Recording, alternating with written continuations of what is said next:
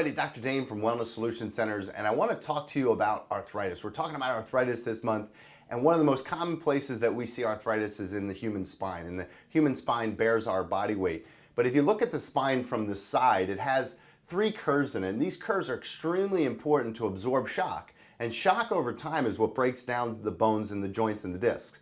So you see these three curves here. There's 7 cervical vertebrae, 12 thoracic, and 5 lumbar, and they form the shape of a reverse S. And this gives our spine flexibility. Now, when you start to lose those curves, and the common place we see that is in the neck or the lower back, or we'll see an increased kyphosis or curve in the mid-back. This is called a thoracic kyphosis. These are called lower dotted curves. So we see an increased kyphosis, or we see a flattening of the cervical or lumbar lordosis. And when that happens, that misalignment over time will start to cause degeneration.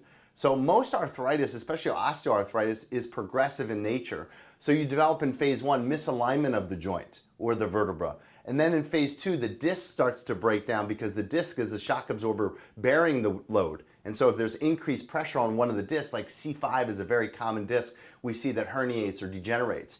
Then if that's not corrected, we start to see changes in the bone. So there's a law called Wolff's law that if you put stress on a bone, the body actually lays down more bone. Just like a callus, if you stress your skin, you get a thickened callus. Well, if you stress the bone because of compression, you start to get more bony changes. And that bony changes is kind of like rust in a hinge.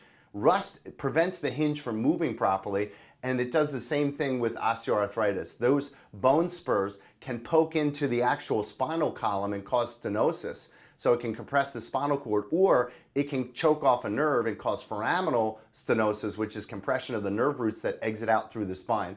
So spinal osteoarthritis, spinal degeneration, whatever you want to call it, it's serious business. But it all starts off with spinal misalignment, which is something as a chiropractor that we deal with. We deal with alignment and we deal with mobility.